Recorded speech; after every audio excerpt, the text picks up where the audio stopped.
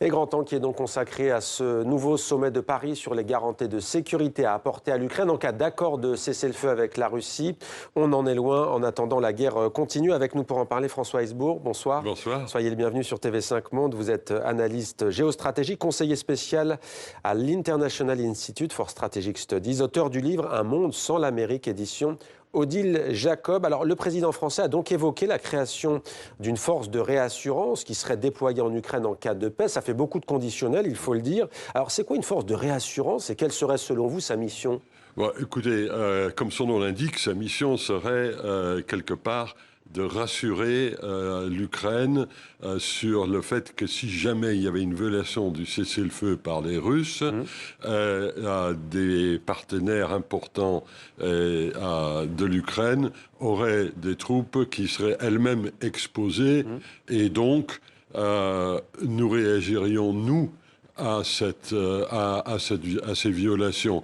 Il n'y a pas beaucoup de précédents en la matière et comme vous l'indiquiez, tout ça est plein de conditionnels.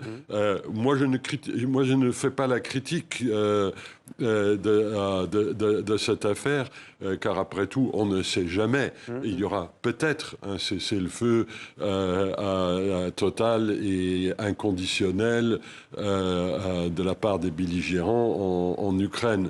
Et dans ce cas-là, une force de réassurance serait probablement utile. Mais il y a vraiment très loin de la coupe aux lèvres. C'est pas ça le plus important de ce qui s'est passé à la Réunion. Alors, on va voir quel est le plus important selon vous. Je vous vois venir, François Hesbourg. Juste une chose, parce que je suis persuadé que le temps file et que la question va m'échapper.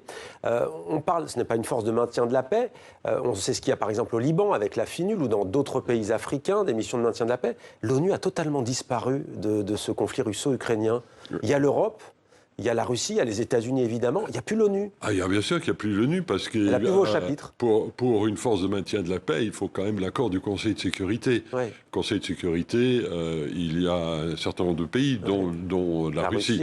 Non, mais en dehors de cette question sur les négociations, par exemple, ça se joue totalement en dehors du cadre des institutions internationales. Mais il faut bien dire aussi que vous, moi, d'autres, nous utilisons cette expression de négociation par commodité, mais il n'y a pas de négociation. Il y a des discussions entre les Russes et les Américains, entre les Américains et les Ukrainiens. Les Russes refusent de rencontrer les Ukrainiens.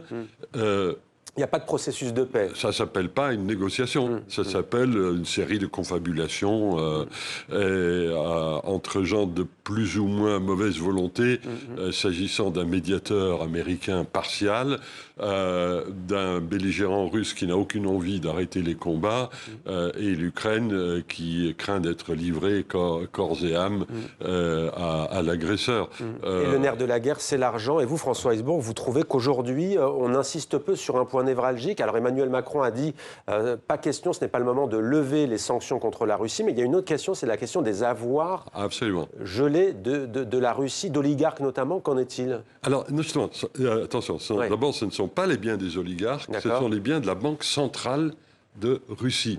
Donc, entre guillemets, on ne laisse pas des particuliers si on confisque ces biens qui ont jusqu'à présent été gelés parce que, dans le cadre d'une société qui est installée en Belgique. C'est une affaire purement européenne qui n'implique pas les Américains et qui en plus fait contraste du côté de la volonté européenne avec la position américaine qui aujourd'hui, il parle plutôt de lever des sanctions que de serrer la vis. Mais Volodymyr Zelensky dit, nous les Ukrainiens, nous sommes légitimes à utiliser ces avoirs gelés. Vous dites donc de la Banque centrale russe.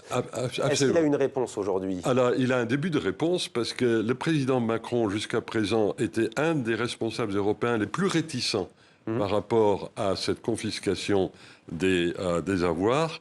Là, il vient d'expliquer que c'était tout à fait envisageable. Ça fait c'est une toute petite paille, 230 milliards d'euros. Je ne sais pas si vous voyez, le coût de la guerre d'Ukraine pour les Occidentaux, Américains et Européens confondus, au cours des 3 dernières années, ça a été à toute catégorie, civile, militaire, ainsi de suite, c'est un peu moins de 200 milliards d'euros. Donc c'est colossal. Donc c'est colossal.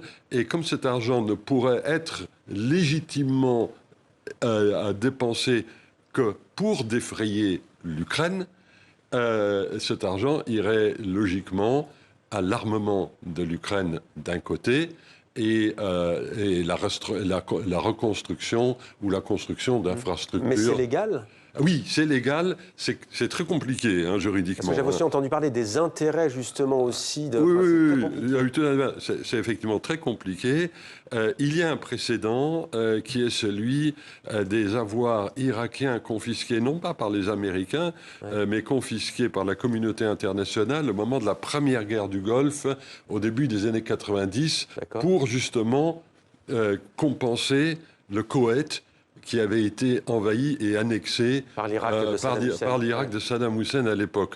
Le parallèle est effectivement assez saisissant, et l'argent avait effectivement été gelé, saisi et confié au Koweït. Ça, c'est probablement, si les partenaires de la France accompagnent ce mouvement de Macron, et je pense qu'ils le feront, l'autre, évidemment, grande nouvelle en creux, mais vous, quelque part, vous l'avez montré, esquissé, c'est que les Américains ne sont pas là. Oui. C'est une réunion pour soutenir l'Ukraine. L'Amérique n'est pas là.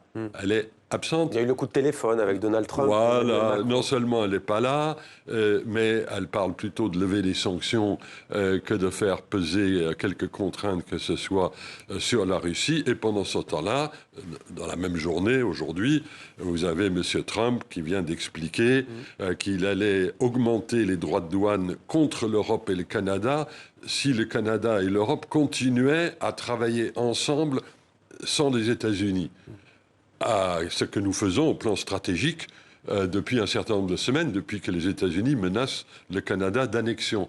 On est dans un monde complètement fou. Ouais. On est dans un bouleversement.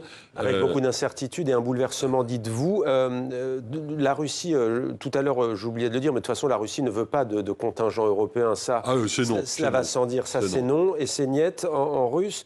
Nous ne céderons jamais à la Russie nos territoires occupés. Voilà ce qu'a déclaré Volodymyr Zelensky sur Telegram. Il y a aussi une phrase d'Emmanuel Macron que je retiens. Il a dit il faut gagner la paix. C'est l'effet Trump, parce que ce n'est pas forcément l'expression qui a été d'usage auparavant.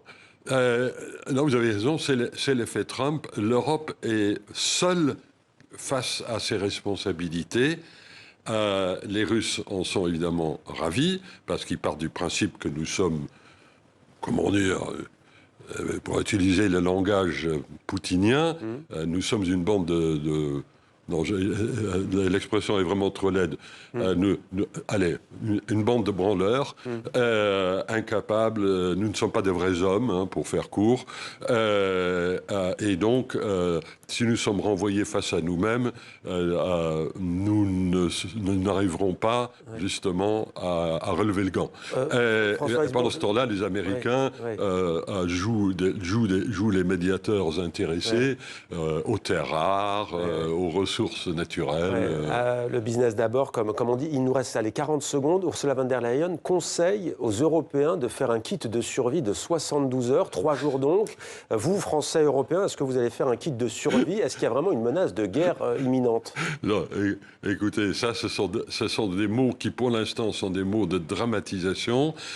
Par contre, ce qui serait intelligent, il y a des pays qui le font, comme la Suisse, la Suède, qui ne sont pas des pays belliqueux, qui instruisent leur population sur l'art et la manière de faire face à quelques catastrophes que ce soit, je ne sais pas, un tsunami, une grève générale, une guerre mondiale, oui, ça peut faire sens. Mais là, c'est un peu précipité selon vous. Oui, là, faut pas en rajouter quand même. Merci beaucoup, François Heisbourg, d'être venu, et merci pour votre éclairage ce soir sur TV5 Monde.